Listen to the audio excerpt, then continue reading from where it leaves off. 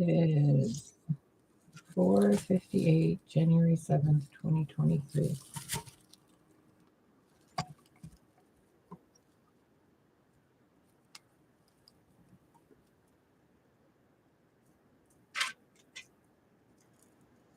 I was sitting here watching a video, and then I thought of the name Rhea, and I did some Googling, and then I realized, oh, I'm supposed to be doing a reading while I was doing all the Googling.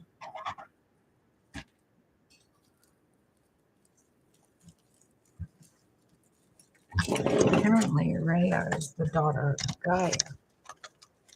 And there's a whole story, something. So when I asked what this reading's going to be about, I didn't really get an answer. I was just informed that I'm supposed to be doing a reading.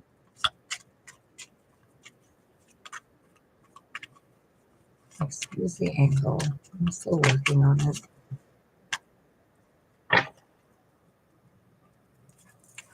I've been rearranging the apartment all crazy, and I still have not found a suitable way to place this camera anywhere because this desk is tiny. They're contacts.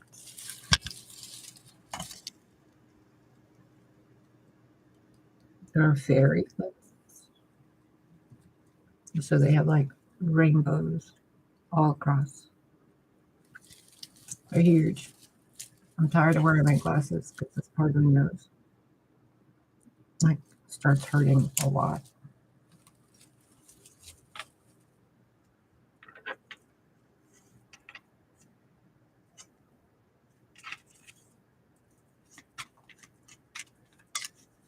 I ordered some new ones, but the mail still has not arrived. I couldn't find any clear ones that were at a reasonable price. No, they want $100 per box for clear contact lenses. 100.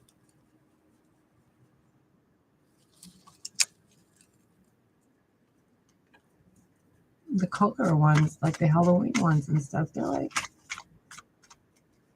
I don't know, buy some, get some free. No, my God, I went to the grocery store to get a fucking carton of eggs, and it was $7 for a carton of eggs, bro. $7. Ridiculous.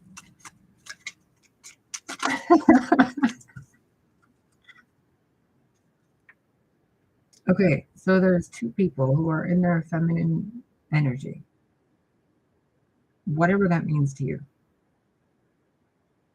And they're working together. I think those are hazelnuts or acorns to plant a garden.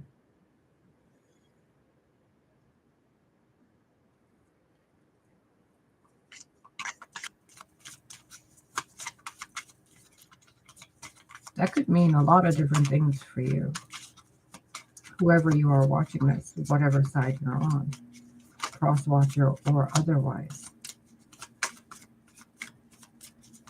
It's someone who uses emotions really well, negatively and positively, and someone who uses logic but isn't very emotional.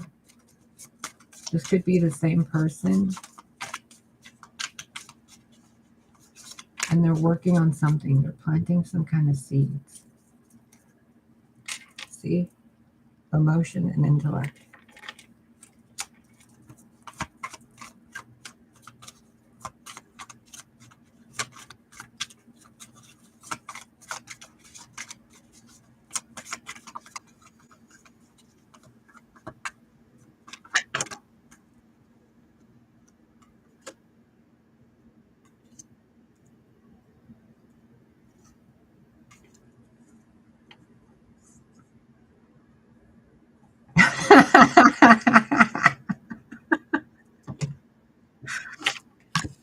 On a really, really low vibrational way, this is two women messing with a man. Like, really not nicely. They're like messing with his head, turning his world upside down.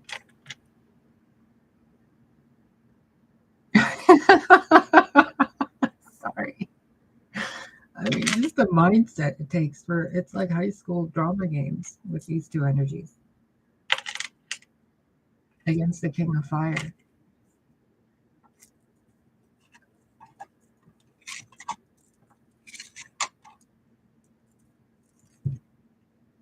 Could be two sisters and a brother. Could be two girlfriends and a friend. Or a man with their emotions and intellect being in a feminine mindset kind of way. They're very receptive and kind and sincere and etc. And they're very intelligent and logical and wise, but compassionately. And their sense of self, they're kind of learning about their masculine side.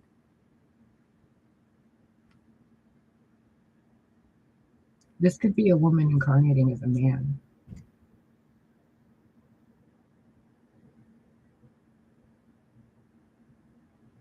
Another way is two goddesses puppeteering one human avatar.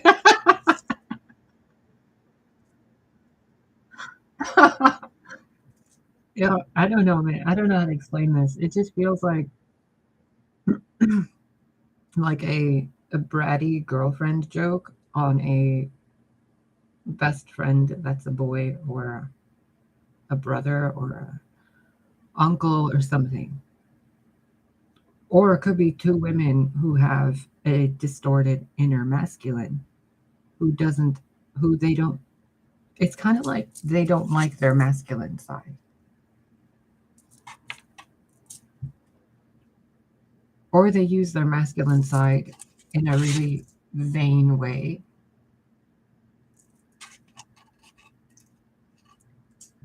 On another level, this could be someone who's considering, like two people considering transitioning from one gender to the next kind of thing. And they're weighing out their options. They're kind of looking at themselves, seeing what they would look like in this way or that way, or if that's really who they are, if it's really what they want. Because look behind this mirror, there's two faces. They're trying to see something differently because they don't like the way they are now. I mean, I've been there. I know what that feels like. I still do. Whenever facial hair grows out, I'm like, oh dear. Oh dear. Not again. But it's kind of like when my facial hair, like if it even like starts growing out in a weird way, it's all white. So it just looks like sparkles on my face. You can deal with it.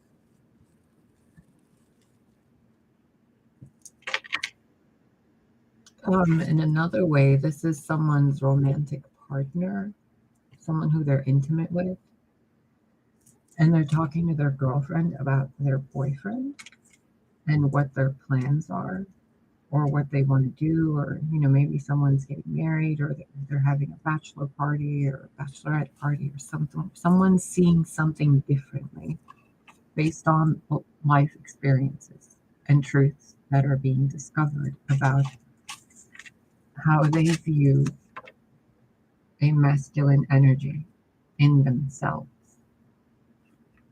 So whether it's one person, three people, whatever the situation is, however these people are connected, it's a big thing about looking at themselves differently.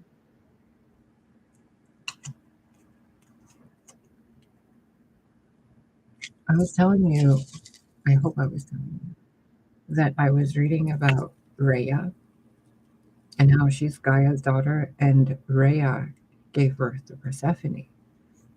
And when Persephone was born, because Rhea, the story's so messed up, you guys. When Rhea got pregnant with Persephone, she turned into a snake to run away from Zeus because Zeus wanted to rape her. And Zeus is Rhea's son. And she turned into a snake to get away, and he turned into a snake and raped her in snake form. So when Persephone was born, she was like disfigured and snake-like and whatever. And Rhea didn't breastfeed her or anything. And then Hecate got involved somehow in that story. So Hecate and Persephone have been, like, Hecate's been Persephone's auntie, kind of. And Rhea, became known as Demeter and went through all this other stuff. And basically the stories of Gaia and Rhea are kind of combined, but Gaia is Rhea's mother, kind of like Earth and Luna. So I was reading about that, and this reminds me of that. Seeing something differently that you thought was something else. And I'm saying that gently. I guess I could say finding beauty in things you thought weren't beautiful. Aspects of yourself, aspects of other people.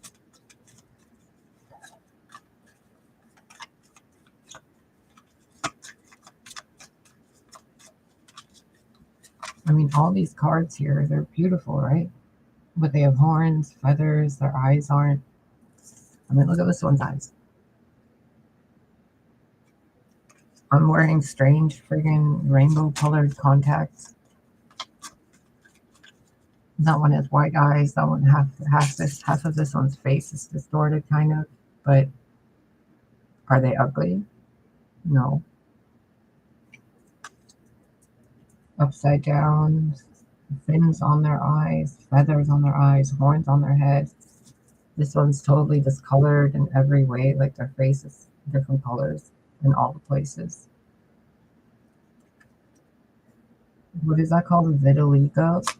Where people are like, oh, they have like blotches or something on their skin. I don't mean any offense. I think it's beautiful.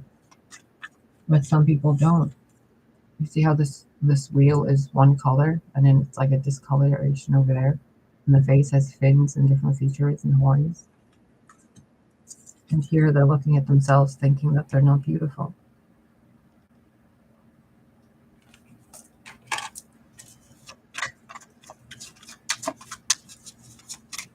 If you guys are if there's any of you considering transitioning like genders, before you do one very specific thing, okay?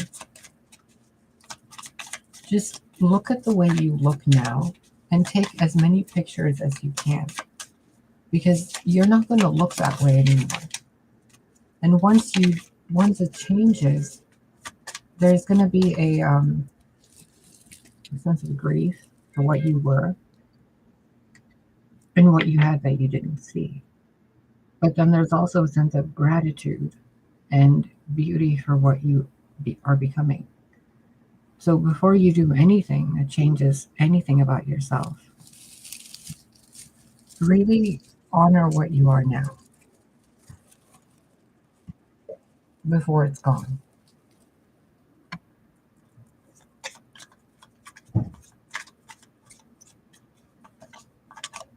You don't need to be a certain way to be who you know yourself to be. Doesn't matter what your genitals are.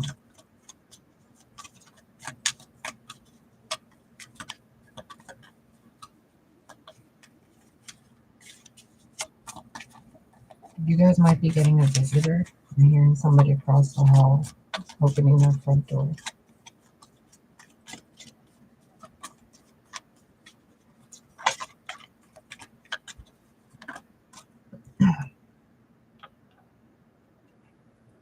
Nine of Pentacles, or Nine of Herbs.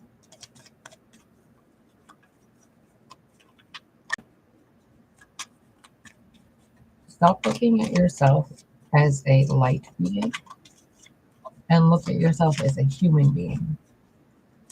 And stop judging your reflection, which shows you a human being, as if it's not good enough to be the star being or the light being, your true higher self in physical form. There's a lot of self-awareness in this regarding the mind and the emotions towards the physical self. So it doesn't matter, like, if you know somebody in this or if you're going through this. It's really important to share and express the beauty we see in ourselves and others. Because sometimes people don't know what others see them as.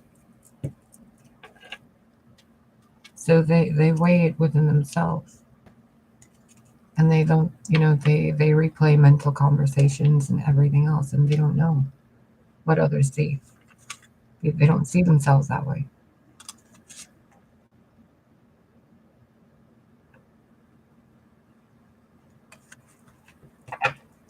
So sometimes you got to tell yourself and remind yourself, as well as other people, that they're beautiful and kind and caring and, good people. Or help them be better people by giving them honest opinions about what's actually needed to plant seeds for a better sense of self. It takes integrity to be honest with people and actually want to help them improve. If someone looks bad in an outfit, or if someone is working at a job they hate and don't realize it, or if someone's being mean to themselves based on physical anything, material world anything, and other people see it and they feel and have compassion, but they don't say anything, then they're leaving someone in a position of having the medicine but leaving the person sick. Because it's kind of like the emotions and the intellect don't come together to express. They kind of withhold, and through that withholding of beautiful words towards fellow mankind, they kind of see themselves as that, because they don't hear enough of the other stuff. You know what I mean? Hey, Rebecca. How are you, darling?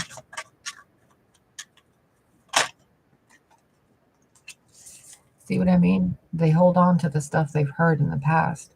So when they don't hear a new compliment, or, if you have an employee and you don't tell them they're doing a good job, eventually they don't improve. They just keep doing the same thing because they build a limit for themselves. It's kind of like telling a child, oh, yes, you're pretty their entire life. And then they grow up to be really egotistical because they never got to be humbled in a way to know what it feels like to not be the most beautiful thing in everybody's eyes. But someone who grew up being told they're constantly ugly is going to grow up thinking their physical expression is ugly no matter what, unless, you see how this hand is held up? Unless that book of life gets filled with more kind words, that matter, so that they can be ingrained in their sphere, in their blueprint for what they really are and what they really show, like what other people see. It could be this that other people see, but the person sees themselves as this. Because of this, the reverse King of Wands, due to something in the past that they're holding on to, that has them being really stoic and just unexpressive and unemotive because they think they're ugly because of stuff that happened in their history. And without new things happening, it's kind of like someone at rock bottom constantly trying to get up one stair, and their shoes are slippery, so they keep slipping back down that stair. Eventually, they're just not going to bother. Unless something comes in and goes, hey,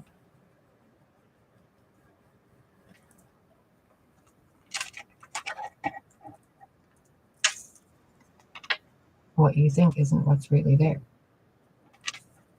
your emotions might say you're this way or that way, but that's just because of the seeds other people planted in your garden. What's really there can change based on what you think and what you feel. So have a compliment, have a cupcake, have a cup of coffee. Fill your body with things that feel good to offset the things that made you feel bad, that got ingrained as physical features that had you lose your confidence. It's kind of like, what's another example I can give you? Okay, look at this dude, right? So in this dude, person, male, female, whatever, in this person's youth, they might have looked not so grizzled or sad or whatever. Or, maybe they were super thin and swimmer's build and all that. But since they've aged and gotten, wiser and everything, they've kind of, oh, sorry for that weird pulse thing the camera's doing. They've kind of, their physical form has changed. But if the last time they heard a compliment was when they were, 16 or something at a sweet 16 birthday party, then like, look at how the frog is looking at them. I keep hearing this frog say, they think they're ugly. And this person's like, oh, I know I'm ugly. But that's not what anybody else sees. It's just because there's like decades or millennia or centuries of no one else there other than frogs. And the frogs can't say, oh, hey, you look nice today. So even something as simple as that gets trapped in those emotions or the lack of something like that. You know how people say, oh, I always thought you knew that. Well, what if that person didn't? And they lived their entire life not knowing that thing, looking for one puzzle piece that would have been unlocked with that one thing. But look at that snake again. Something since a baby in this egg, since life, maybe even multiple lifetimes, that's needed healing, and it hasn't received it. It's kind of like a inner fire that's been gone because someone's been alone too long. Or the thing I'm seeing is kind of like a supermodel that has a job being a supermodel, and nobody ever tells her, oh, you're so pretty, because she's like constantly surrounded by beauty. But that supermodel internally thinks she's fucking hideous. It's kind of like that entire thing. It's the feminine energy thinking something about the masculine energy, regardless of if it's people or within the self.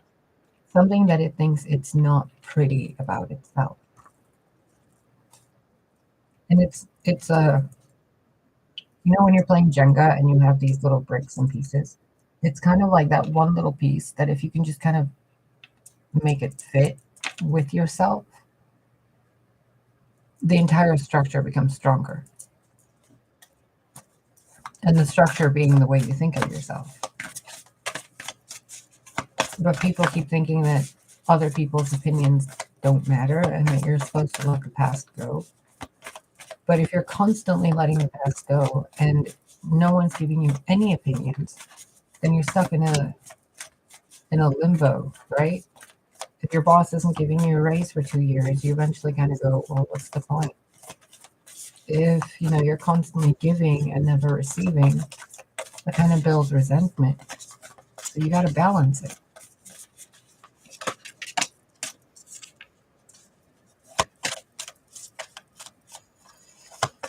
I was watching his Dark Materials last week, and they had a blade on that show.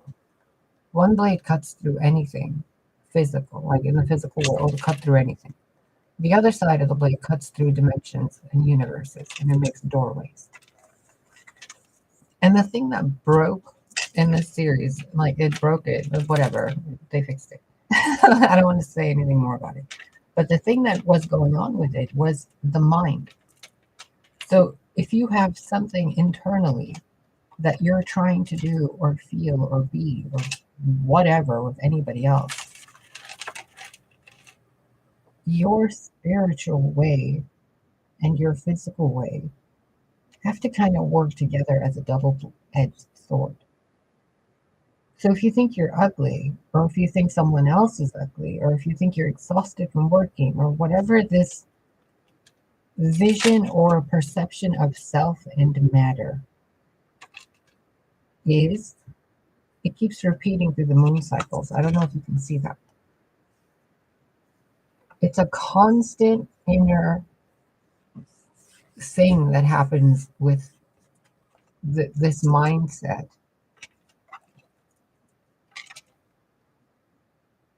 And it's kind of become a rhythm. And like every month for a week, it's just self-loathing. And it's become a pattern. But at the same time, it's spurred by the other side, which is triggering that wound to make things improve. So it's kind of another example I'm being shown is wearing a pair of jeans that doesn't fit right, but they keep wearing it, and every time they wear it, they say it doesn't fit right, instead of just going to get jeans that do fit right. And they keep saying it so much that they started believing that it's their body's fault that the jeans don't fit right. Or someone eating something and saying, oh, this is going to make me so fat. And then they get fat, and then they're like, oh, I knew it. And the next time they want to go eat it, they don't, because they double the mental weight of that belief. Oh, if I eat this, I'm going to get fat. And then, they double the fat cells. You got to be careful how you're using your mind to affect the physical world. I mean, we can destroy ourselves. I've been hopping myself back and forth with for decades until I figured this out. And I'm still figuring it out. And it's not easy. But whenever you get those negative thoughts about yourself, you got to be aware that it's something you can improve. Don't let it beat you up mentally and be a bully, or don't let your negative thoughts about other people become what you project onto them. Maybe you're having negative thoughts about people, places, things, self, or other because you see how it can be improved. But if you don't speak that improvement, then things aren't going to improve, and then it keeps amplifying the negative emotions inside.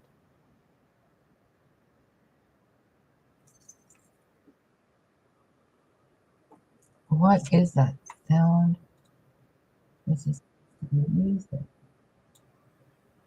Sounds like a fucking airplane. Next. That's better.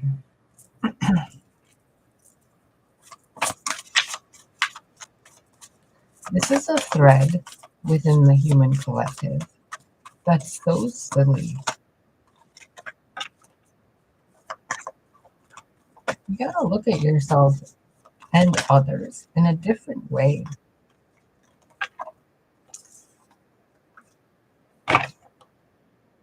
5, 6, 7, and then a 3. And then we have 8 down here. 5, 6, 7, 8.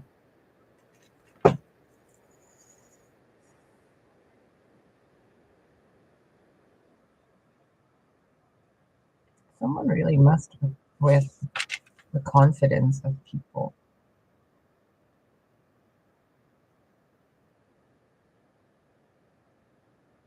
And then people have been doing it to themselves. What is that thing those priests and stuff do in like ancient times? Flogging or like atonement or something, where they hit themselves or make themselves suffer because they think they're doing something righteous. That's what this feels like. Somebody constantly beating themselves up, or other people beating somebody up emotionally, mentally, because of the cards that came out here. And then That person's perception in life is just skewed by all that because there's no balancing force on the other side. It's just negativity constantly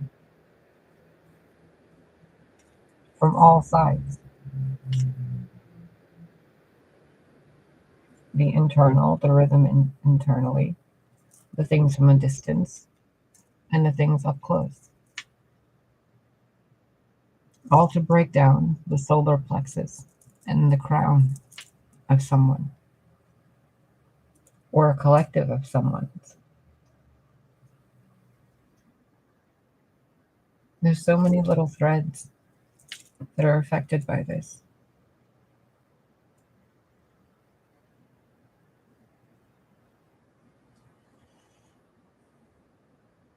It's almost like everybody needs a timeout where they just sit quietly with themselves and their reflection. And they just look at themselves as the kind of person who's actually doing what they're doing. They like using that truth and that negativity on themselves to see the light they're emitting in the world when they're being self loathing or when they're being hateful towards others or withholding compliments and kindness. Even indecision is a decision. Procrastination is a decision. Little white lies are decisions. Not saying something, not doing something, and doing something and saying something. They all affect the tapestry. So you're affecting the tapestry either way. Are you bringing light to those around you or are you tearing them down? And if you're tearing them down, you've been tearing yourself down too, which means you're not at your best. And if no one's building you up or, building each other up, then it's just a perpetual cycle of chains to the rhythm of self sabotage.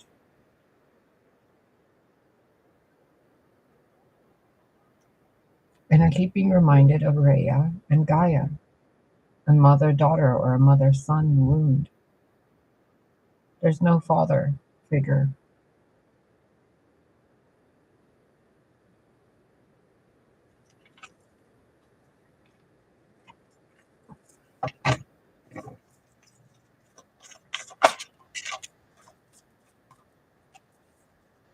All those threads, that entire sphere of your life or someone else's life, could have been something completely different. Here's us sage again. Could have been something completely different had something been shared from the mind positively into the physical towards someone or a group of someone.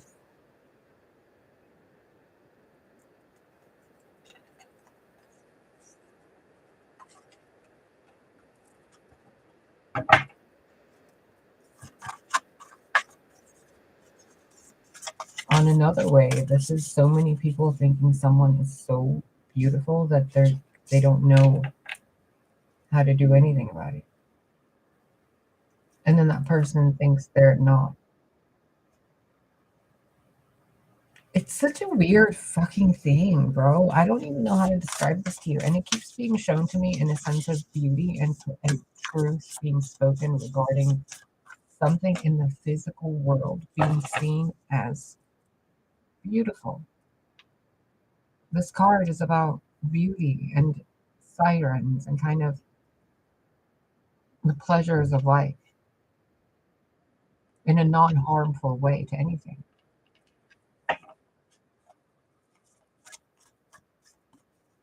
Someone's woven something into someone else's life that's messed things up. And holy shit, I have never seen this card in this deck. The Sea King.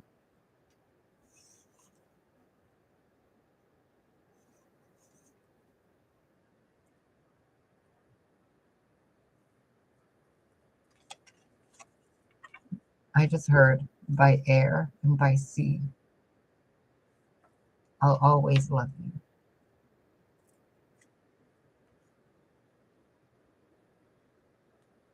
This is the builder. This is the one that creates things that are unimaginable. This is basically the love of your life on air and sea. This is things being woven that aren't true because of someone being in a bad space. So they're weaving something within their own life based on things that weren't true, that were put there from something else. But not, it was like it wasn't even badly intended, but somewhere that person started a negative loop. And it was because of something clouded, some light that wasn't revealed in time.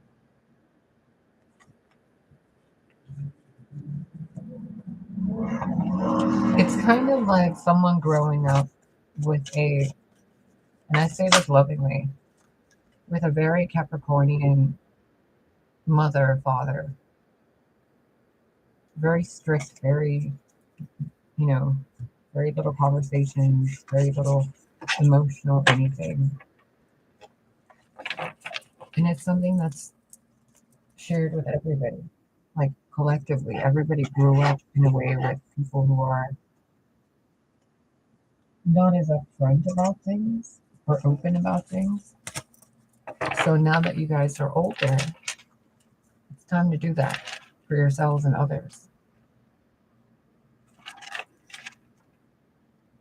If you can see something in others, share it, especially if it's beneficial or if it can help them. Friggin' Zeus again.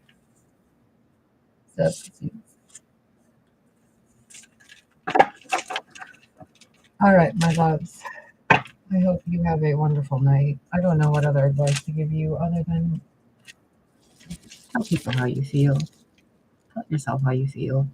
Don't be fucking mean to yourself and other people. Just don't. It ain't worth it. I'm gonna go and not worry about the positioning of this camera.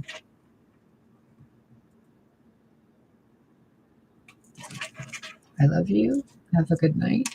Oh, look what I made.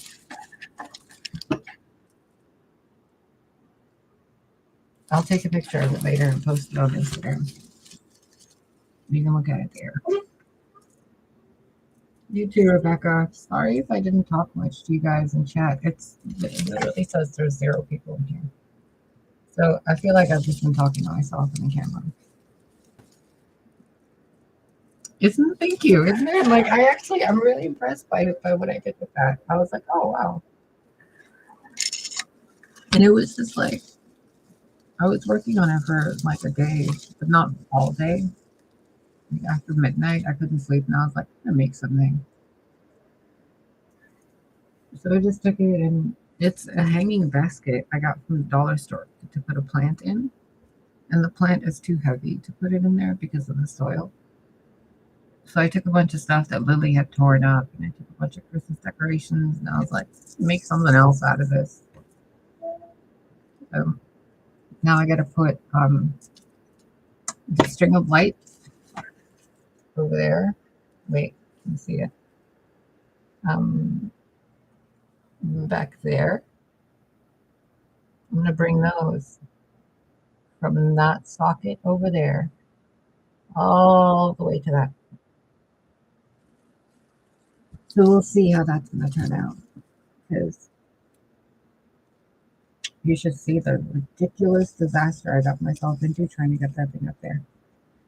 Because the original intent was it was supposed to be over there. I couldn't push that screw in, except the one I had in there. So I just put it in there. I don't know why I couldn't put anything in that entire section there. Nothing. I can't put anything in that ceiling part.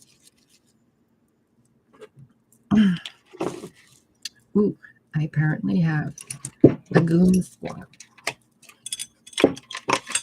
I'm just kidding. There's this a neighbor who's been like watching out for me. So nice. So I've had like a few days of not being harassed by any weird neighborly visits and stuff, and I'm just chilling the fuck out. Finally done with the antibiotics, and my dentist is later on this month. And I don't know, I might not be around for a few days. After, I'll tell you whenever I'm back. But I'll be here tomorrow in a few days and stuff. And bro, I'm scared, man. I'm scared. And I'm so irritated about it. They're gonna take my things. Those are mine. Jerks. But oh my god, I'm gonna be so fucking content for the rest of my life. Ugh. Never have to go to the dentist again. Ever. Fuck you, dentist. I'm done. No, I hope, like, that's one of the things I'm really worried about is when I go to sleep and if I grind my teeth, man, it's gonna get fucked up. So I hope they give me like a mouth guard or something. Because I don't want to deal with that. Anyway. What else can I tell you? I messaged someone on Craigslist for a cat. Cute little Himalayan. Cute little, like, poofy, white, creamy, puffball cat with blue eyes. I'm like, oh, how much is it? $800 for a kitten. And the other one was gray with blue eyes. She wanted 200 for it. Yeah, and I'm like, what the fuck, bro? It's a cat, not rent. So I'm just waiting. I'm waiting for until the universe just drops a pet in my lap that isn't full grown and annoying and scratchy. Even though I miss that stupid cat. Silly Lily. She was so annoying though. Oh my god. I love her. I still like she keeps jumping into this apartment every day. And whenever she takes a nap, wherever she is, she jumps back over here. And I'm like,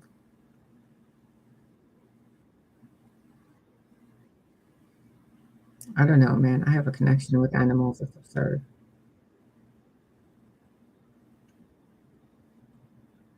I can feel a new pet coming. I just can't tell what kind of animal it is. I want baby dragons. I'm so tired of like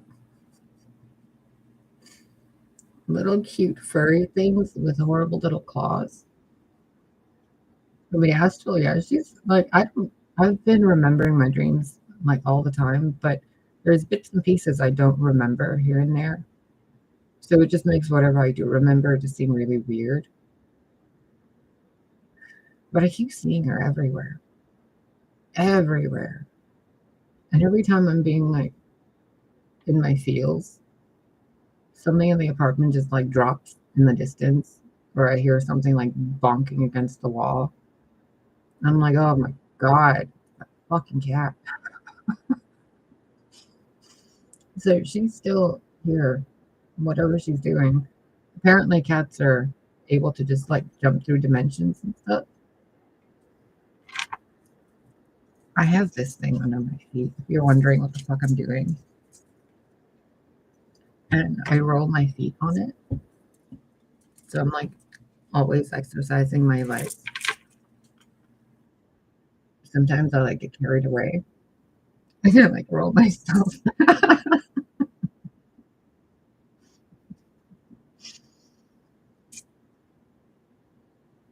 I don't even know, man.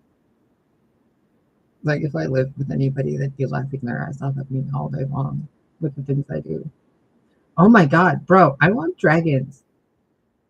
I was looking at getting snakes. Are dragons still here? Yeah. No. I feel them all. I guess you guys call it the astral. But I'm really, really, really feeling them. And fucking unicorns, dude. I've been seeing and hearing like unicorn sounds and like their horns. Even when I close my eyes and I'm meditating and I'm like flying through the ethers and stuff around the planet, I'm like, is that a fucking dragon? They're literally on this planet already. I don't understand like why it's kept so secret. I mean, they're literally there. I don't get it.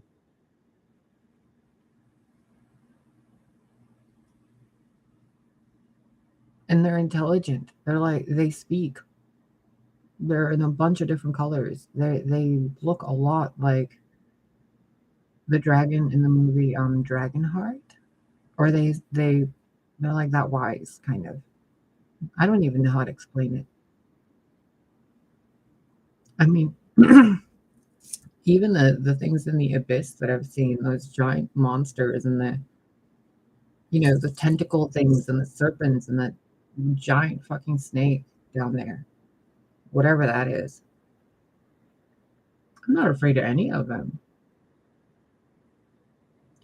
They were for the things I was told, and wherever it is that I go, it's through a doorway somewhere else. So they're in this dimension, but they're not in this dimension. It's kind of like a different vibration in the reality, or a different perception. Like more of my brain works when I'm there. I see more colors. Senses are better. Food tastes different. I think it, I'm there. I feel like I'm something and I change into it. Everything's just instant. It's really weird. And the lowest vibration there is like the vibration of roses because they have thorns. Everything else is above that. There's like no harm. Things just don't harm each other. That's why I keep telling you guys, it's right there. Like, it's literally right there. We're just on the other side of it because roses to us are the highest hertz frequency. And in that place, it's the lowest.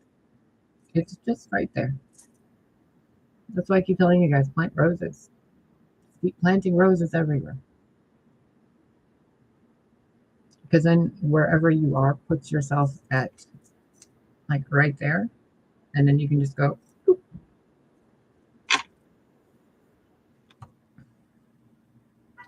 But they do exist. And if you want to start getting used to the idea of seeing one, like face to face, it's not, if you're not scared, you're not doing it right. I'm going to tell you that right now.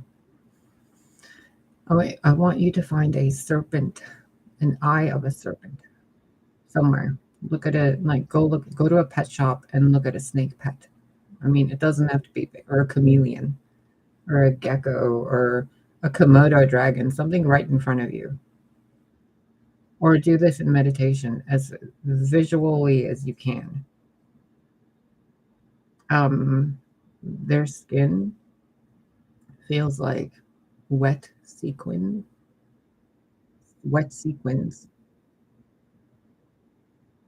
Like if your skin was covered in sequins, not painfully, and then it was kind of wet, but not so sharp. Sequins can be sharp at the end.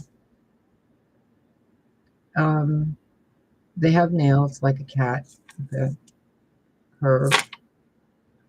Their faces are all different. They have different bridges. They have different shapes of the scales on their face. They have horns. They don't have horns. Some of them are humanoid, like I guess um, reptilian, but not really, but kind of.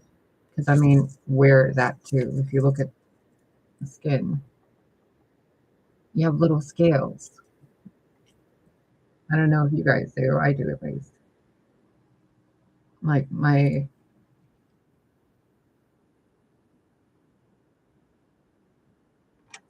like teensy little scales. They look like pores. I don't know. What else?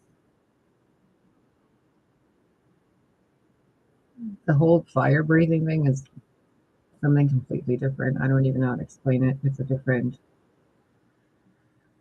plasma something. I don't know. It's a chemical reaction.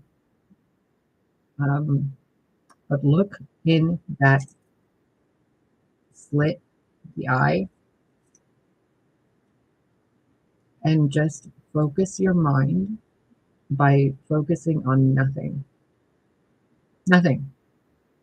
Like you're just staring at that gecko or snake or iguana, whatever, the turtle, and you're just allowing yourself to be with it for a minute. Completely vulnerable, zone the fuck out, and just feel love. Like no matter what this thing does, says, or is, you love it.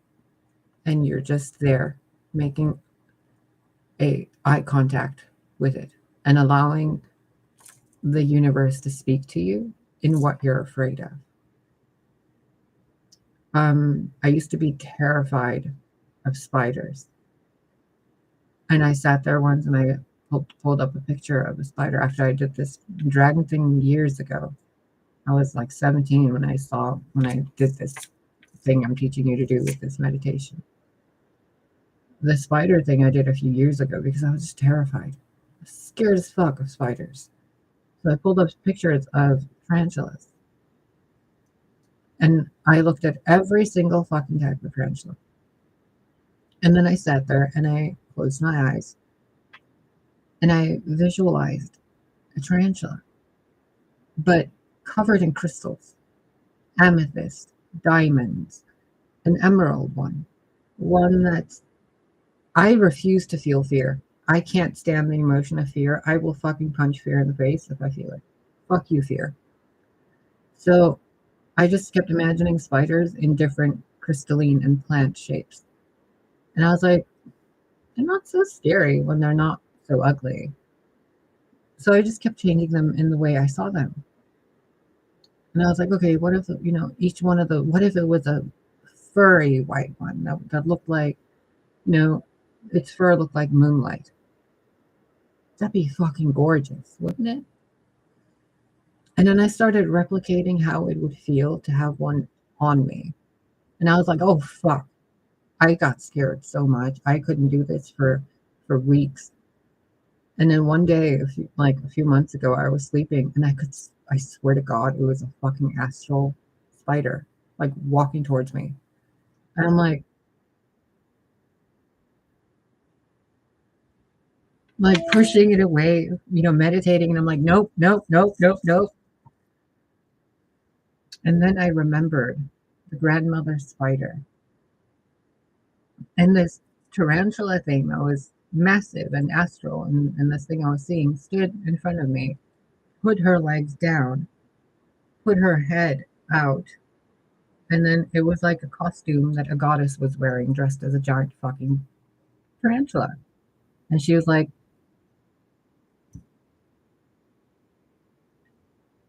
and I was like, oh. So whenever I've been afraid, I've learned it's usually something testing to see how afraid of it I am, or if I'm going to allow that love to be blocked off because of fear or judgment of appearance. So after that, when I saw grandmother spider, whatever you want to call her, Ereshkigal, I think some people call her, I started doing the thing on my hand. I'm like, don't be scared. Don't be scared. So I've been doing that on and off for a while just so that I'm not scared of that stuff. Like I keep reminding myself, don't be scared. And then snakes. I've been really, really, really thinking, like, because I don't like things that can bite. It's just scary to me. Like, oh, it can just choose to bite me at any time. I have been by my guides, bombarded with images of horrible, horrible, horrible sensations of creepy crawlies. And not in a bad way, but it's like you know how some people get like their skin crawls if there's like a ladybug or something on them, or they get touched in a certain way, it makes them go like this. What we don't realize physiologically is that that's actually doing something chemically. It's doing something neurologically to the body. That weird sensation in those weird spots, those weird slithery feelings a snake does. The way a bird sits on a finger and touches certain points. It's all part of the body. So now when I get that weird, creepy feeling of fear or like a creepy crawly, or I see a bug and I'm like, ooh, that's a feeling. That's magic. If you just align it with an intention, it's the same way Corey, I wonder if he's watching this. Whenever I would see a bug in the house in Lake Geneva, he would immediately go and grab a cup and a piece of paper and just grab the bug and take it outside. Whenever I would do that, I would feel the bug through the glass on my hand because empathy. And I was like, no. I realized a few years ago it's neural networks, sensors in the body, the energy centers. That's why your skin crawls. That's why when you hold a bug, you're like, "Ooh, it's a bug, it's creepy crawly." It's because your energy centers are being fine-tuned by those little boop. Like when a butterfly sits on you and you feel those tiny little hairs called legs, but they feel so tickly. Just imagine the fucking things they're like acupuncturing with the little creepy crawlies. I don't recommend you guys like do this regularly because it takes a lot of mental focus. It's kind of like looking in the mirror if you're on LSD. Don't, unless you are absolutely 1,000% strong-willed. Because if you look in the mirror while you're on LSD and you have one weird thought about yourself, fuck, you're fucked. You're fucked for the rest of your fucking life. Because that thought and that image and that reaction you have is going to get stuck in your mind. So if somebody's like, you know, your neighbor has a pet snake and you go and give them cookies and they open the door with the snake, you're probably going to be a little traumatized every time someone opens the door for you. You're going to be like, do they have a fucking snake? No, but that feeling you got of that, that's an energy center that's been dormant in you. You know how people say there's minor chakra points? The minor ones feel like creepy crawlies underneath your skin when they're activating. That's why some people with ASMR and like weird soft tones or bells and chimes, they get the weird tingles in the back of their neck. That's because the back of your throat chakra and your upper heart chakra in the back, where you're releasing things, is activating and going up to the spinal column, to the skull. So also notice when you're constantly on the computer and you close your eyes, you can see the imprint of the computer behind your eyes. That's because that's the wavelength of light hitting your eye of Horus, your pineal gland, your whatever's in your head. There's an actual eyeball. There's retinas in there, but it only picks up wavelengths that are electromagnetic and stuff. So it's kind of like God put it there with the skull in the way, so it can kind of see that light while your physical eyes see that. Okay? And then when this activates, what does it feel like? Pulsating. You see waves and like motions and geometry. You see weird tingly feelings. Your head usually hurts. You know, you get nauseous and dizzy and weird feelings. Those are all the minor systems activating. So when you feel fear or any of those negative things we talked about in the reading, move through it. Move through it. When there's a storm in your life, do what the buffalo do. Don't run from the storm. Run through the storm. If you're in the eye of the storm, if you are the storm, calm your ass down. If you're casting storms, internally or externally, look behind you because it's going to come right back to you from the other way while it waters the earth you sent it to. You have to be aware of all of that magic in you that's being directed by your mind. Your mind is important, and your heart and the way you feel are the lock and the key. And no one has keys to it but you guys. You each have your own lock and your own key to your own heart. And if you think you feel already, you don't. If you're right now in the wavelength of this reality, you're a great person, right? You've evolved, you're ascending and all that stuff. But there's a problem with the heart chakra to the throat chakra, isn't there? There's probably problems with the root, the solar, and the sacral, right? There's probably some sense of isolation, sadness, or not good enoughness. But what are those other than just negative expressions of a chakra system that isn't functioning right because it doesn't have the minor points turned on due to a blanket of fear energy preventing those neural networks from firing properly? So what you can do is face your fucking fear. Because as long as you have fear and you're trying to get something and you're like, oh, no, no, no, no, you can't perceive it. But if you're like, okay, even if you put a fucking snake in my hand, even if you put a ghost in my hand, even if you put the devil in my hand, thank you. Because it serves a purpose. An angel isn't going to go down to hell to keep guard of the people in hell, right? Hell's going to have its own team of something. Does God hate any of them or love any of them more than the other?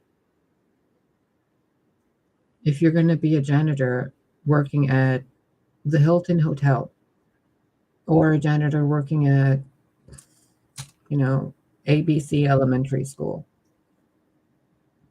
you're still doing the same job, but your uniform's different. So a demon is really nothing more than an angel vibrating in a lower than rose vibration. An angel is one vibrating on a higher than rose vibration. Does that make sense to you? The thing keeping us collectively from higher vibrations is fear energy. And thinking patriarchy or matriarchy is the way to go.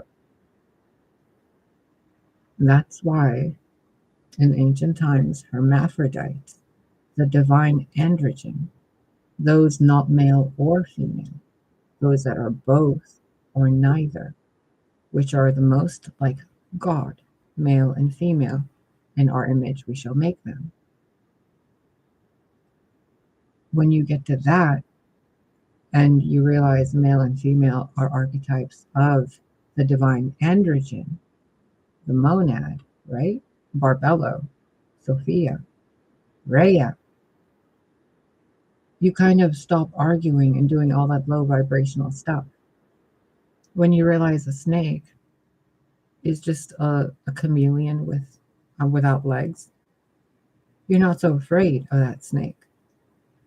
When you realize a tarantula is just a butterfly with a chubby stomach and without wings and furrier, it's really not as scary, is it? When you realize everyone is created by something you can't ever comprehend, and that being decided what they look like, talk like, sound like, act like, and what they express like, who are you to judge or not forgive anyone, or to withhold love from anything else, or to even be afraid of something? It makes no sense to me. You either love everything, or you choose to play God and say this or that doesn't get my love. And that's different than saying than physical touch or giving gifts or any of that stuff. I'm talking about just what you feel internally within yourself. What do you hate? Why is that thing less than God's creation to you? Think about that for a while. Like if I mean, everybody pretty much hates cockroaches, right? I mean, my mom's like spooked by them for good reason. In Iran, they used to fly, dude. Ew. They were scary as fuck. And Germany barely had any bugs when I was there. And then the US had bugs I've never even fucking heard of. And in Australia, the bugs are pretty much the size of fucking house cats or some shit. So what the fuck, right? It's probably because in Australia, those people are terrified of those bugs. So they're just bigger and bigger and bigger. In Germany, the place was so fucking clean all the time. They had garbage cans on every street corner, garbage teams every fucking day. Everybody kept the city clean. Everybody did their part. There were tons of trees and plants and flowers in the 80s over there. It was beautiful. The only bugs I ever saw were honeybees and ladybugs and butterflies and stuff like that. But it's like the ones we don't think are very good, the parasitic ones, the unkillable ones, the biting ants, the termites. They still have a fucking purpose. I mean, a termite goes and tears something down, like old wood. You find termites, you find where the house's Achilles heel is. You're welcome. If you see roaches, what's the problem? Your house is probably dirty. Clean that shit up. You know, people should be saying thank you. If there's things like those stink bugs on the outside, in Lake Geneva, there were a ton of stink bugs. I googled them once, and I asked about their spiritual significance and stuff to my guides too, and they all kept pointing to computer usage and electromagnetic frequencies having to do with Wi-Fi routers. They're attracted to that for some reason. And then energetically, they're attracted to the vibration of deceit. And there was a lot of deceit in that house I lived in Lake Geneva. So look at the things expressing themselves in your world. What kind of insect is it? What kind of thing is it you're afraid of? What kind of thing is it you have judgment against? And not the kind of righteous judgment, but petty judgment. How is that low vibrational chakra expression revealing itself in your life? Like if you have dental problems, right? My dental problems seem to be the way I'm perceived. The front teeth have to do with how I perceive myself and how I am perceived by my parents in Chinese medicine. In acupuncture kind of things, they're connected to my liver and lungs. Lungs are grief, and the liver is the drive to live, to keep moving, alchemizing, processing. And then the teeth are about breaking down ideas about what's going on and how you process and, chew things down and etc. My life's been a fucking mess in those areas, hasn't it?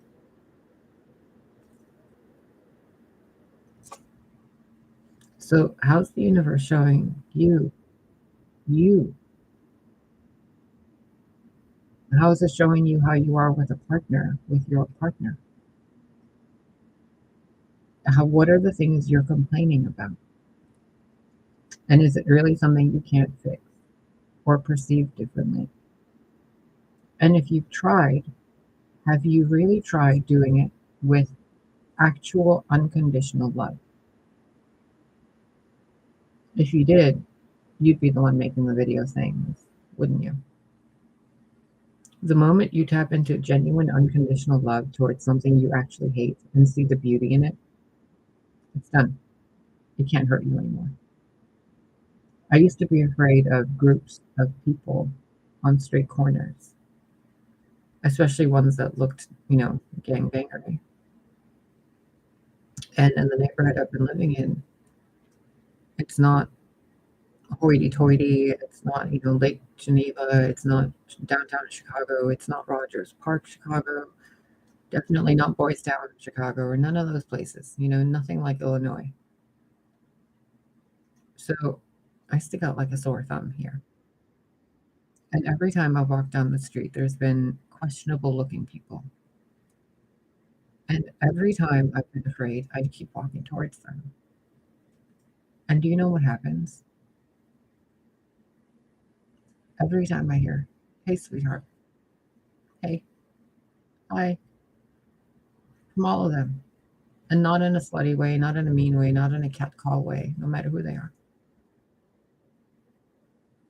I walked to the coffee shop, the place to get Piggly Wiggly to get coffee, and into the smoke shop. And on my way back, one of my neighbors, and remember how before I kept thinking like I was being stalked by this dude, the tall African American man with the dreadlocks.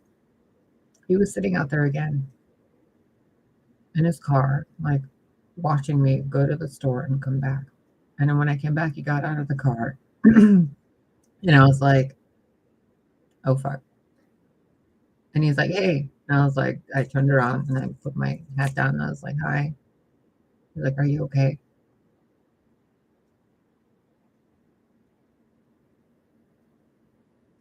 Yes. And he was the first person I've gotten into an elevator with in years. The same person I've been so afraid of. And somehow he has been secretly taking care of me while I'm walking up and down these streets to go to the store and come back by myself. He's been sitting there watching me to make sure I'm safe. The same dude I've been so afraid of. And like I was thinking he's stalking me and all this stuff. He was. But he was doing it to help me. So the minute I looked at it as something I'm not afraid of anymore, I saw what it actually is. So your perspective, my perspective, was influenced by pain, physical fucking pain. A month of antibiotics and I can think straight now. In a few weeks, I won't be able to think so straight again, but after that, I'll be even more clear headed. I won't have the mercury filling in my mouth, pouring fumes in my frontal cortex. I won't have teeth that are hurting my gums from the inside out on the top layer. It's going to take some adjusting, and then I got to go through that fear and all that stuff. And then afterwards, finally, fucking finally,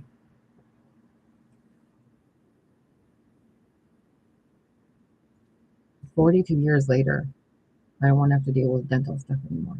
Unless I go get the bottom one removed, which I might, just to be like, "I love you, future me. You don't have to deal with the dentist no more." But in order to get through it, I need to use perspective to get through sitting in that dentist chair, having what God gave me yanked out of my face one by one, alone, and then recovering alone in this apartment, physically alone. It's scary. But what's my alternative, right? Being in pain, on pills, medications? Nope, nope, nope, nope. So, whatever it is you have going on, whether it's internal or external or with someone else, just be honest with them. Talk to them. You know how they say check in on your strong friends? Check in on everybody. Everybody. I mean, do you guys remember how a few months ago I was going through all that financial bullshit And what turned it all around was me and my neighbor and like 2 or 3 people who donated like $10. And it saved my butt, dude. Like, in ways I can't even explain. It was like right the exact amount and the right exact times that I needed to give to certain people, places, and things in the banks and the bills to keep everything going. And then, like 2 months later, now in January, I'm almost all caught up and like adulting properly with my finances. So, work together, help each other, like build each other up. Because we can make videos about baby mamas, baby daddies, all we want, and card readings about him and her and whatever. Sorry, I'm like looking for a different song to put in because it's gonna give me a copyright strike on that. Just help people out. You don't know how much that whatever you can do for them means. Like, some people are like, oh, likes and comments and stuff don't mean anything. I'm like, they brighten my day up completely. I wake up every morning and I sit down with a cup of coffee and I check my emails and YouTube and all this stuff, and I look for comments and different likes and responses to different things and just to see the engagement and stuff. And when it's not there, it's kind of just sad, it's like quiet and alone. And there's so many people that are going through that, and all they need to do is just talk to each other. And they don't. And then they sit there alone being in pain and stuff for no reason other than silence. It's weird. A few days ago, like in the past week, I've been making all these weird videos and recordings and writing things down, and I've barely gotten any response from any of it. I think one video has like 1 like, and it's my own like, the recorded thing I posted, channel poem thing. And I don't know how to tag it or word it or, advertise it in any way to get any kind of attention for it or to share it in any way. I'm just like, God's going to deal with it. I'm just here clicking buttons and God takes care of the rest. But apparently I'm supposed to do something with it, right? Or not, but I don't know. But since there's no responses to any of that stuff, I'm kind of just like, what was the point of even sitting there channeling that poem or whatever it is to me? Like, why channel it to me? There's no traffic, there's no response, there's nothing. So it's kind of disheartening, especially when people have creative talents and children especially who are so proud of something they've done, and then the grown-up is just kind of like, yeah, whatever. It's disheartening, isn't it? You can see the little heartbreak in their little eyes whenever a child brings you a drawing to put on the fridge on a magnet, and the parents like just putting it down on the table because they're busy doing something else. That leaves a boo-boo on that soul. And that ability to have that boo-boo stays your entire life. People hurt each other a lot without even knowing it. They unknowingly, subconsciously bring each other down by not sharing the beautiful things they see in each other, about each other, to each other. It's sad. So people don't realize the beauty and the home and the peace they have now because nobody reminds them. And when you're in a place that's not a very bright spot, nobody reminds you what they see in your light, then all you can think is that you're darkness. And that's not nice, to anybody. So if you're going through something, there's someone somewhere you can talk to and say something to. And in a way, it has to be a little selfish too, especially if you're in pain. Be a little selfish in your need and desire to be seen. Talk to people. Tell people. Tell them exactly how you feel. You don't have to give them an entire, so this and that. No, what is it really? Like, do you need a hug? Do you need a timeout? Do you just want to vent and then I'll make you a burrito or something? Like, what is it exactly? What's the solution? With me, it's just like sometimes I'm just horny for no reason. And I have nothing to do with it. Like, I don't hook up, I don't sleep with anybody, I'm not dating anybody, I don't do that stuff really. So it's just annoying. So I end up creating a whole bunch of artistic things. And then I'm spending hours doing it. And then I'm like, ugh.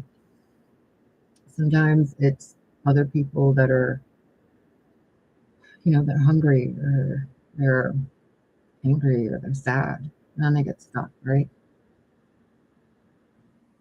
And there's only so many ways you can process that or transmute it.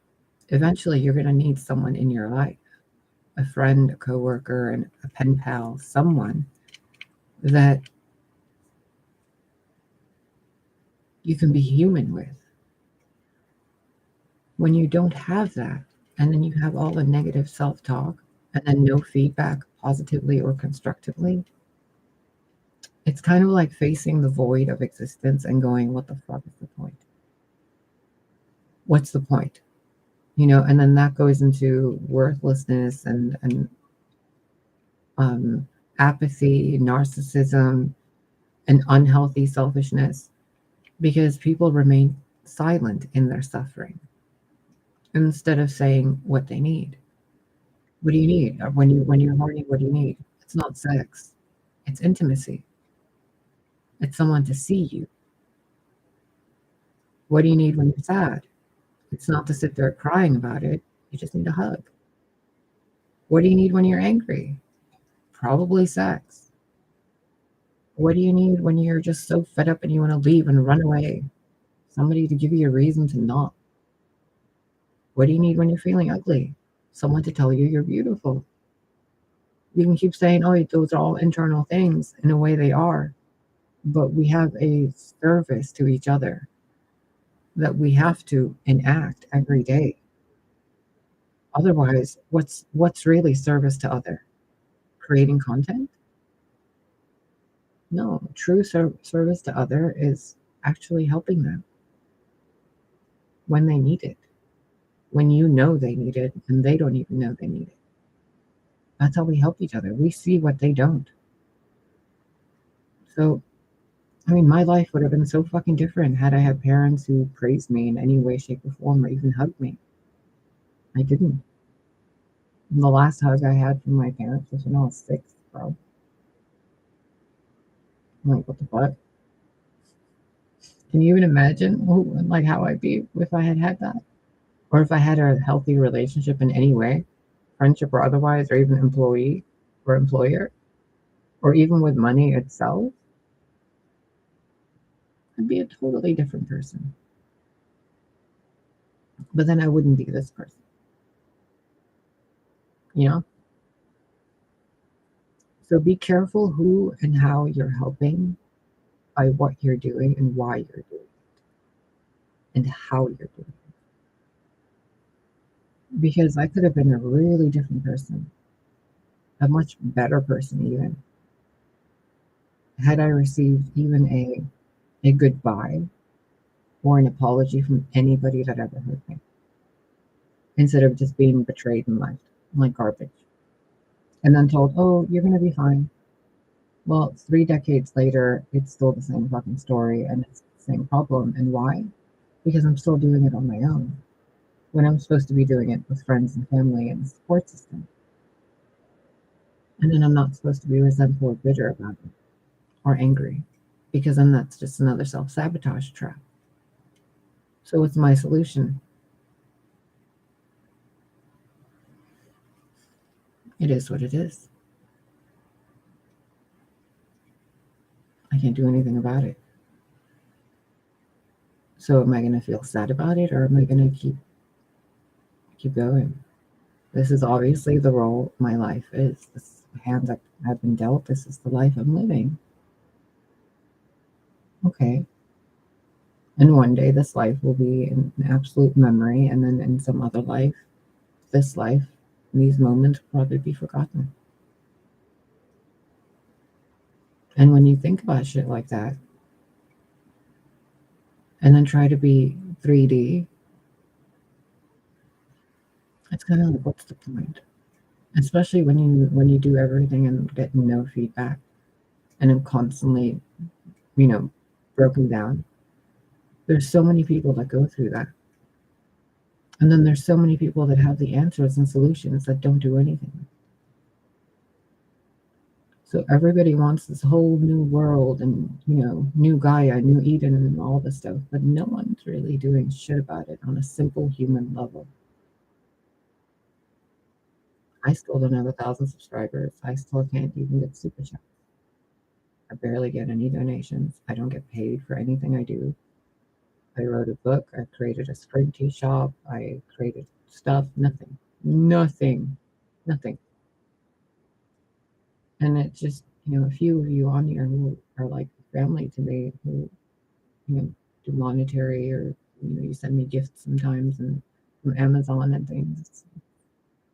It brightens my fucking year, man. It's literally the only kindness I get most of the time, because the rest of the time it's just me in this apartment. And then people are mind fucked into thinking that it's God's will doing this. They come up with reasons and excuses and justifications, when all of that effort and mind power and heart space power by them can be used to improve and assist and support. But instead, because their mind functions at a lower vibration, they get stuck before being able to show support or kindness, which means they show it to themselves in the same way, which means it's a problem, which means it's not me and my fault what they're going through or what I'm going through. It's a story we're all playing to learn from something, right? So if I'm learning that my life would have been different with the support of people, and then there's a planet of people who are like, I'm not even relevant to that story of their lives in any way. It's like just 400 people barely know about me on planet Earth. Like, I'm irrelevant, right? But what I can do would help so many people, just like all those other people that could benefit from me. Even a thank you would bring a smile to my face, right? But then there's that split, a vibrational gap, like an airplane flying over a city skyline about to land. There's a thing that needs to be connected. What is that thing? Each and every person being kind to themselves and others in the way that they need, not the way they think they need. If you're angry, you probably need sex. If you're hungry, pay attention to what you're craving. It's probably something emotional you're trying to fill in. If you're drinking dairy or milk a lot, you probably need comfort. If you're constantly chasing money, you probably need to eat more root vegetables. If you're eating a lot of root vegetables, you probably need more financial security. Pay attention to your chakras, the colors, the way you're treating yourself and others, and what you're withholding, and what you're not even acknowledging because you're taking it for granted. My sister has always been told how beautiful she is, and both of them, everybody, they're always gorgeous, and everybody always tells them that their entire lives. Everybody has told them that. I've never heard one negative thing being told about them. Even when it's just a joke, it's a joke about how pretty they are and how smart they are and everything. And it's fucking true. Like, but oh my God, these girls have a fucking ego that they don't comprehend how someone who doesn't hear they're beautiful can think that they're ugly.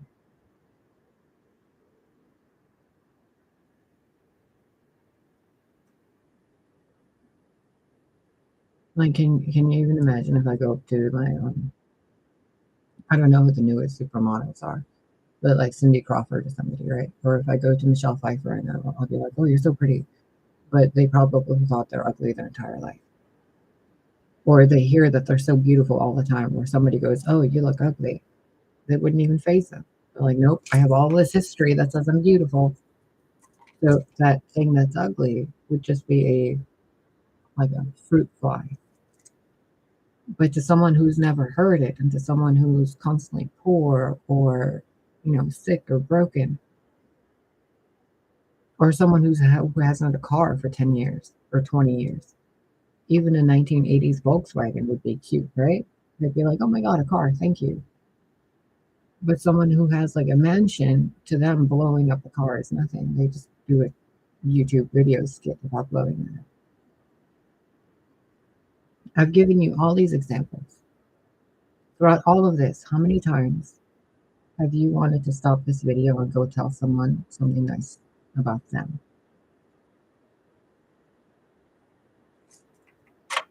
Neural networks, my dears.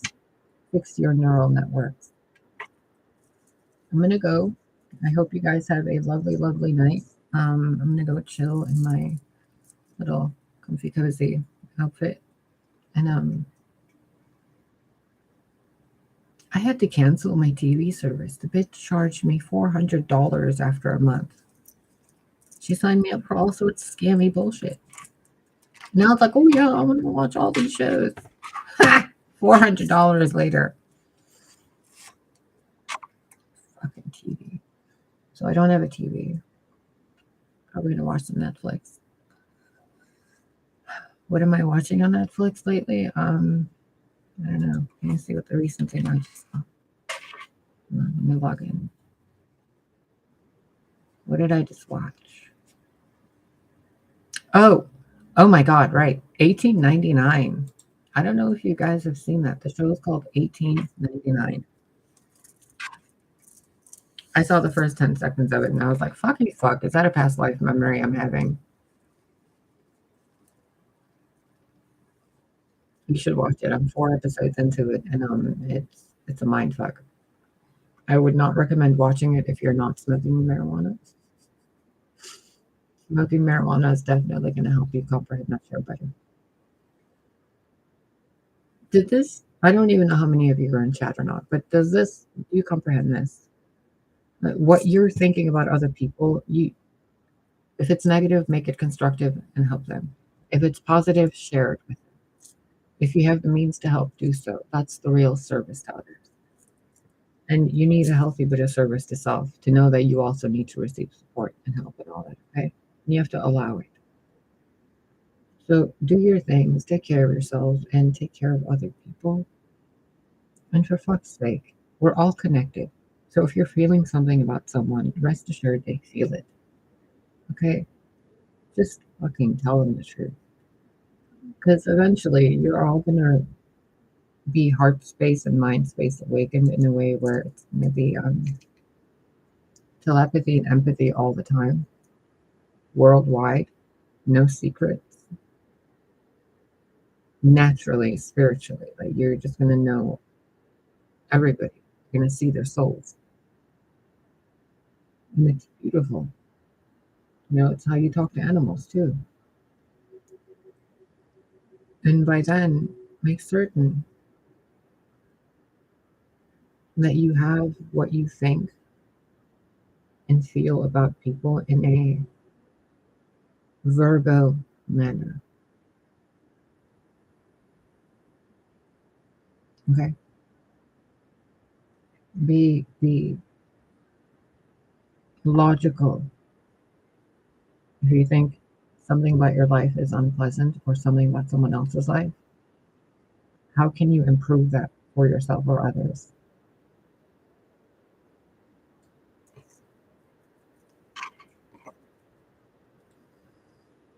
This song brought to you by Samuel Kim Music, called Stranger Things Season 4, Running Up That Hill, 1 hour orchestral version. I love that song. Keep an eye on that playlist I have on YouTube, Musical Messages from Spirit. Every day when I log on YouTube, there's a new song or something that shows up, and it's almost always from, I don't even know what to call them. Oh, no. No. I'm just trying to get this out of the way.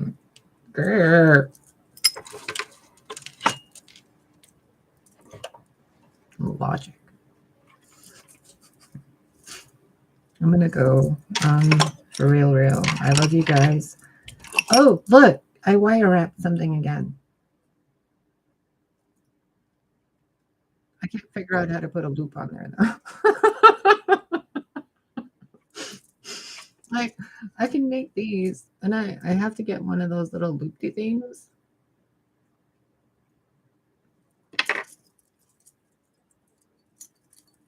Thank you. One of these, not a cord. You see this thing that's like the cord goes through it.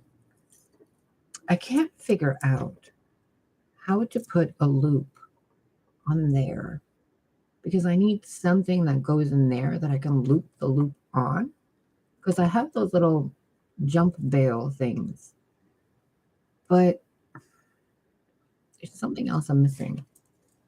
I know there's something else I'm missing because whenever I try to pull the cord through this thing after putting a loop on it, something feels off.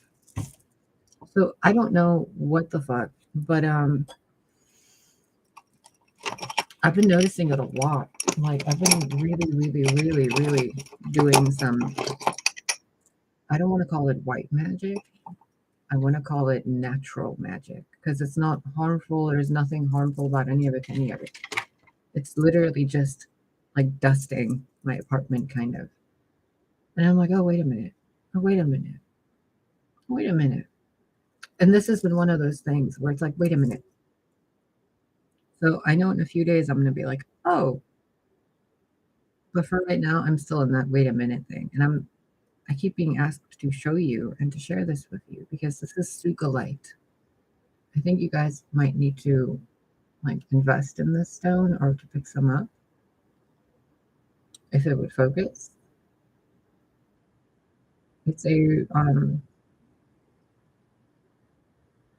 it's mostly really dark purple, like really dark purple.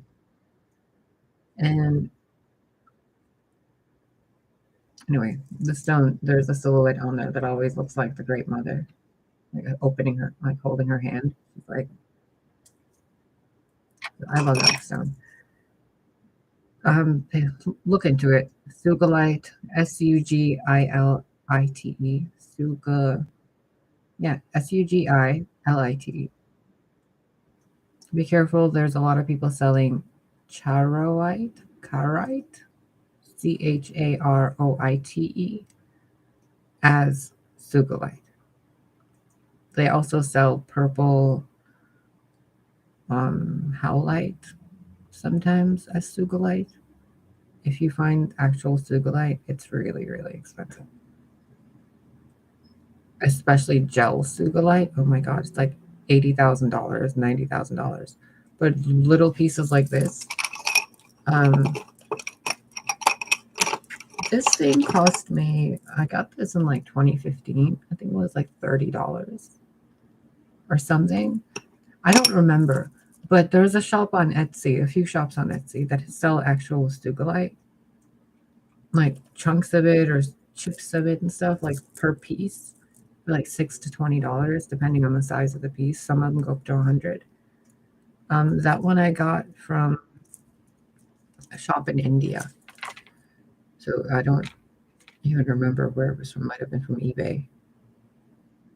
Unless it's in my sale history on Etsy, because I kind of want to find that shop again. It's the same shop I got this one from.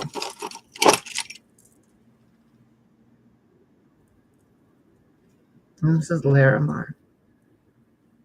It's an Atlantean stone or something, Lemurian something. Basically,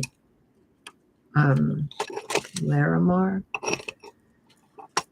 if you go all the way back to, it's another stone you guys should have around you, especially if you have emotional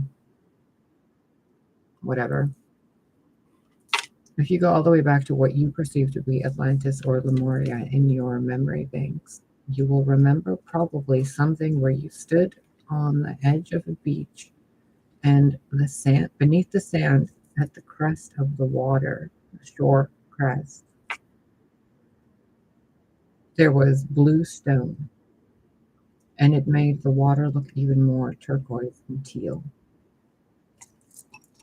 If you can remember that, you might want to go pick up some Larimar. Just FYI. And if you do any kind of channeling or divination, please pick up some Superlight. Put it near your water cup for a few days. Put it in a cup of water. Make sure it's not dusty. Make sure it's not broken and raw. Make sure it's polished if you put it in water. Be careful. Do your research. And also, if you do any kind of divination work, please pick up Moldavite and Moonstone, which I do not have on me. I have all around me. So pick those stones up. Moonstone, Sugilite, Larimar, and Moldavite. And then those of you in like lower vibrations, stop fighting the lower vibrations and just get clear quartz. And hold that clear quartz in your hands, whatever crystal it is, and just intend that it always connect you to the monad, the source of everything. Not to a god or a goddess, not to an entity, not to an energy, not to a frequency, not to a vibration, not to a world or reality. No, no, no, no, no. You go right to the source. And then you start channeling. Otherwise, you're just letting entities talk through you. And some of those entities like to make you humans. Us humans. I don't know what you guys are fully. There's a lot of you. They tend to make people think that they're gods. Sometimes fallen angels like to show up to worlds and make themselves think and make others think that they're gods. Sometimes demons show up in channelings and go like, oh yes, yeah, totally. We're like totally the goddess. And they're not. They're just bratty children. You'll notice the difference once you start using these crystals. Be gentle with yourself when you do. You might feel like, when you go to somewhere and you get really excited and anxious and you just, you get the zoomies. Moldavite, Sugilite, and Moonstone on their own might give you the zoomies. Together, they'll give you a sense of,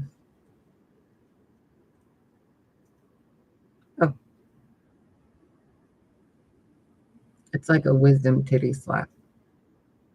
And once you get titty slapped enough, then the vibration just becomes normal. Try it. I don't know how to explain it. It's kind of like trying to explain a flavor to you. I can't explain it until you actually taste it, and then I can explain it to you. So do your thing. Oh, also, you might want to look into Mother of Pearl. Not those. Those are obsidian and jet. Those are Mother of Pearl. I think that's what it's called. Pearl something. They're basically seashells. See?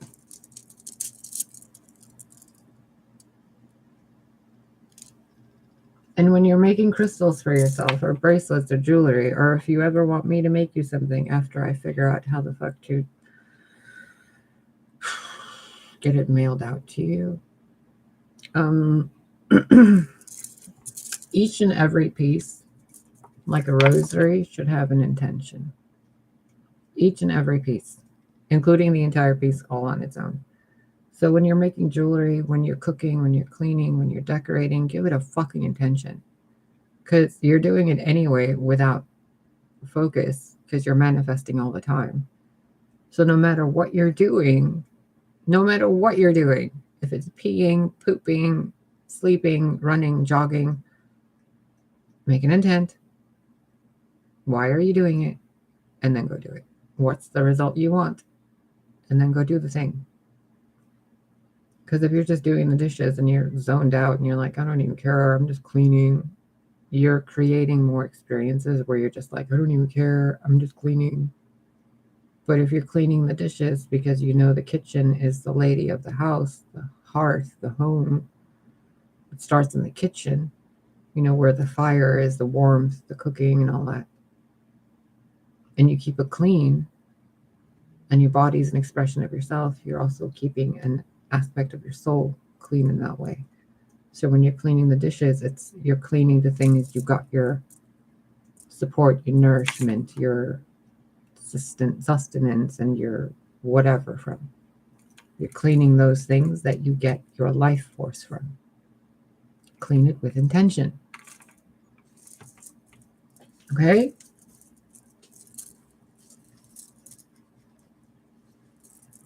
Okay.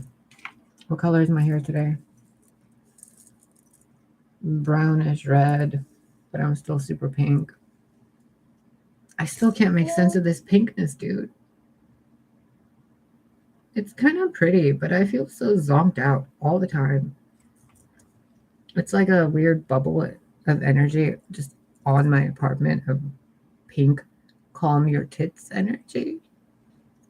And I'm like, no, I will not calm my tits, Sky Daddy. And what does he do? Oh, you're gonna. Everything's gonna be pink. Why? Why? Oh, that does look pretty. This is what I'm like. This is what I do all day, and arts and crafts, and then YouTube videos for Netflix. All fucking day alone. No one to talk to, no pets to play with, nowhere to go. It's kind of nice. I mean, I've had so many responsibilities my entire life. Like lately, just existing. I'm like, oh, is this all I gotta do? This is it. I just gotta exist. I don't have a job. I don't have to do anything. No one to clean up after. No one to cook for. No one to chase after. No one cheating on me or any of that stuff. Right? Just chill out and hang out. It's taken me 6 years. 6 fucking years. To just... Okay. I guess this is it. This is what we're doing.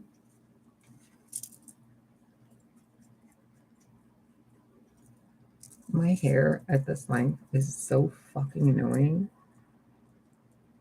I almost cut all of this off and like gave myself a weird Amazon haircut and I'm like, just wait. How many times do you keep cutting it? Every time it gets to that point where it's annoying and you're like, oh, I hate it.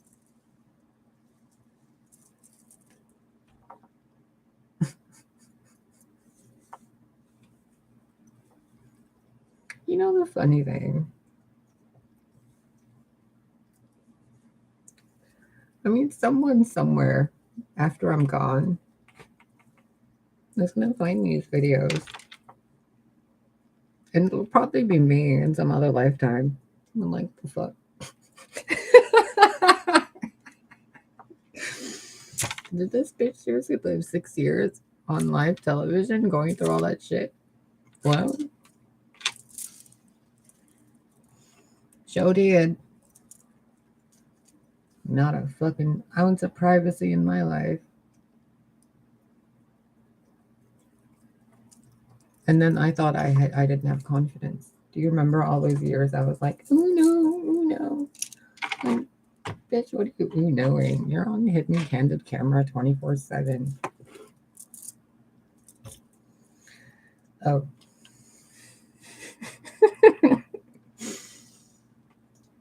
Just wait till you guys find out what the fuck's been going on. Maybe you guys even know, and I'm the one that doesn't know. I mean, at this point, it would probably be the most logical thing. I have bracelets everywhere, you guys. I keep finding bracelets I've like made and stashed in places, and I'm like, oh.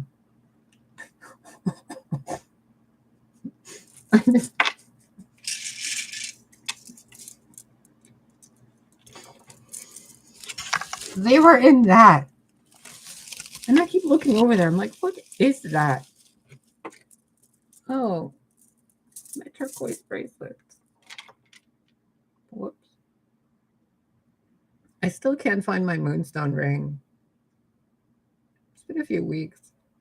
I put it somewhere and I'm like, I'm going to put this here and I'll get it later. It's been since before November. And every day I'm like, where's that ring? I don't know. I don't remember where I put it.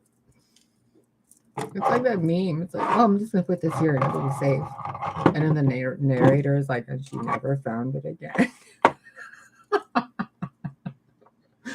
And I put it in such a safe place. I haven't found it since.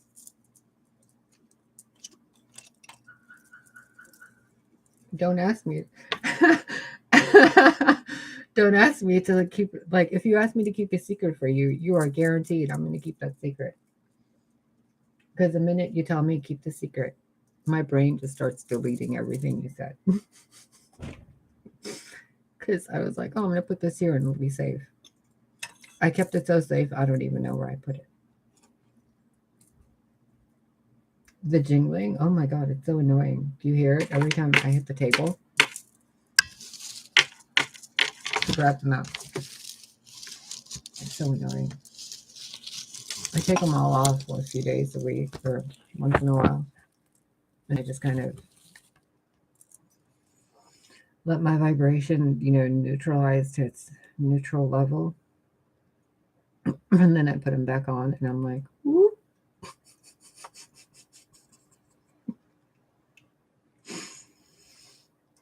You have no idea how much work it is to keep pure chaos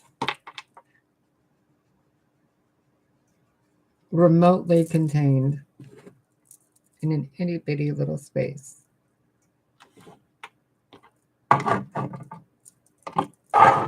It's like babysitting the most restless child in existence.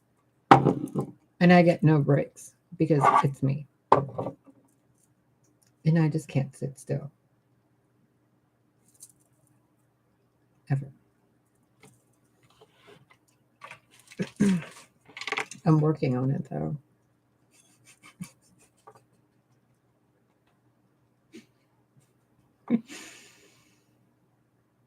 I cannot believe this is my life, you guys. I cannot fucking believe I'm sitting here in this world doing this.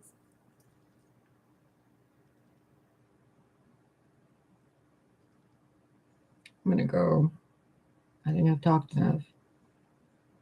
I was only gonna make this for half an hour, and I'm like 20-30 minute reading. Rhea wants to say something.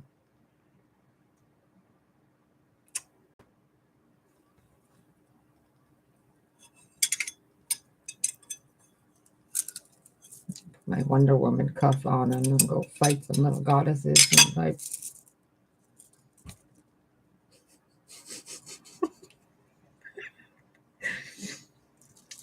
one of these days, this is going to be an actually paid job I do. And then I'm going to have to take it seriously and I'm going to have to behave and be all like, until then, I'm going to go have fun. You guys go have fun too. I'm leaving for real, okay? I like moved you over there so I can turn the camera around. Just go fix your house, bro. I can feel the clutter. Thank you. I love you being here too, Rebecca. It's always fun. You always laugh at the shit I want to laugh at real bad. And I'm like, nope, gotta keep composed. And then I see you typing LOL and I'm like, like someone else found it funny.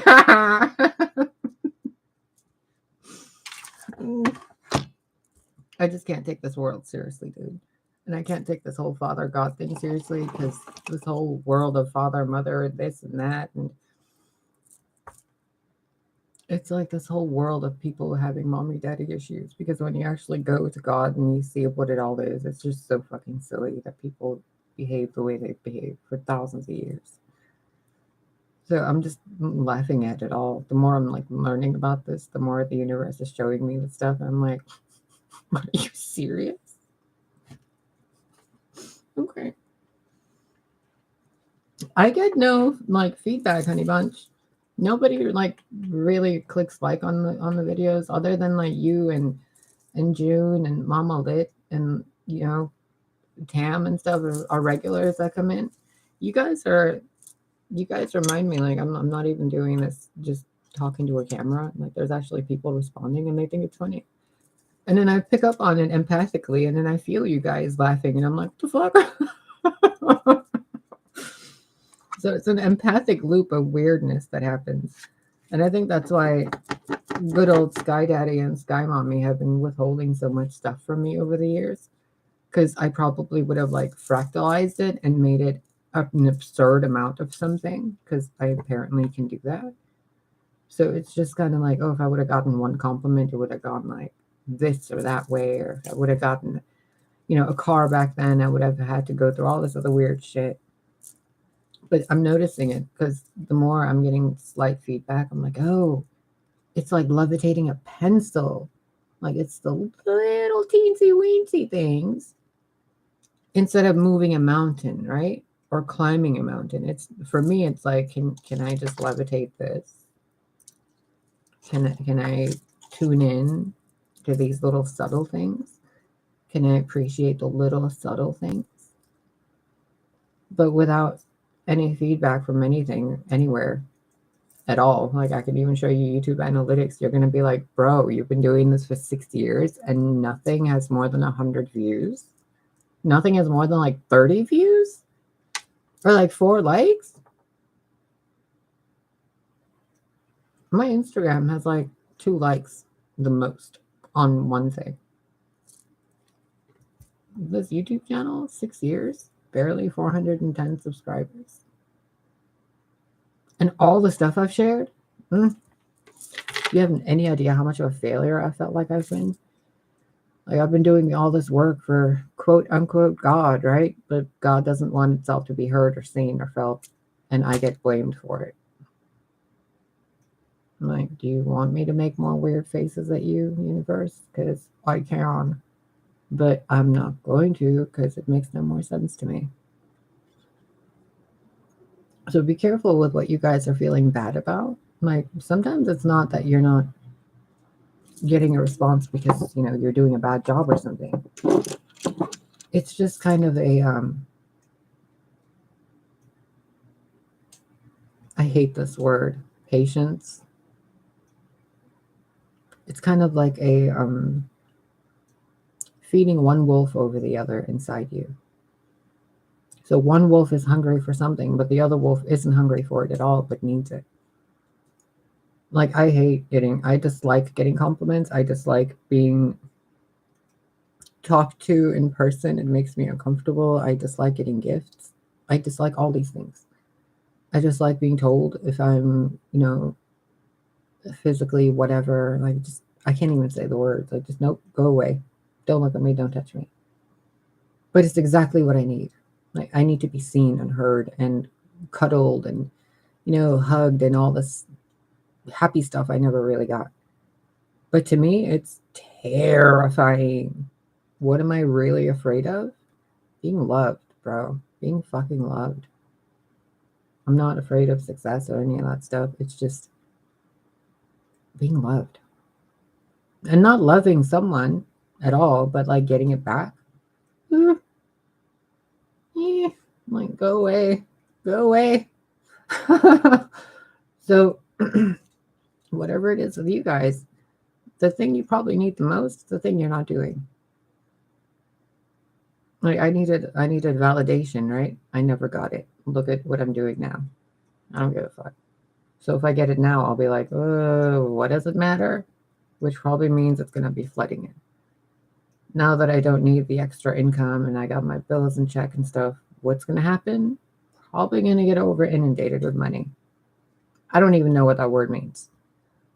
Now that I don't want to be seen or touched or deal with anybody and like, you know, wifey their life, like be the wifey to their life, probably going to find the perfect partner.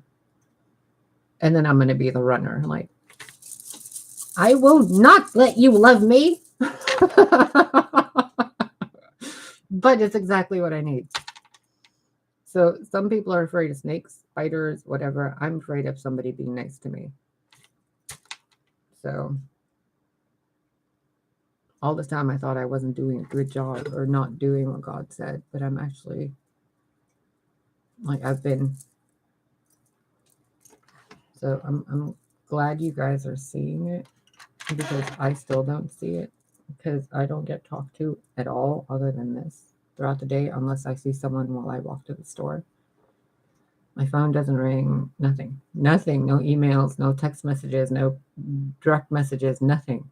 Can you even imagine that? Like, don't imagine it, but can you even fathom what that kind of life is like?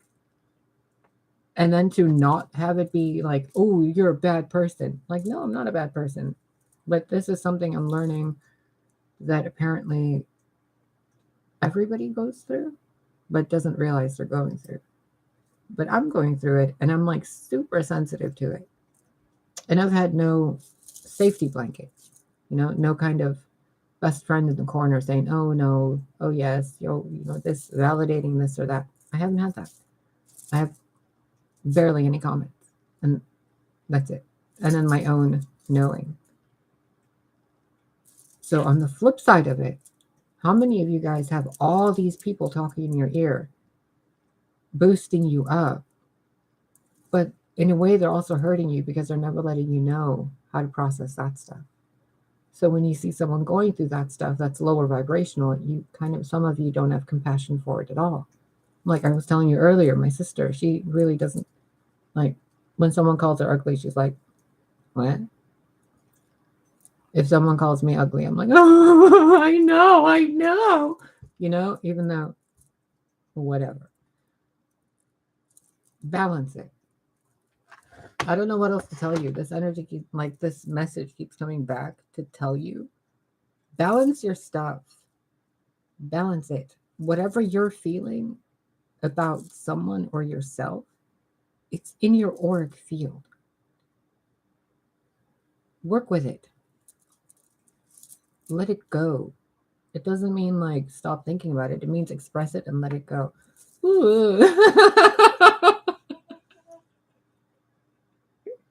Thank you.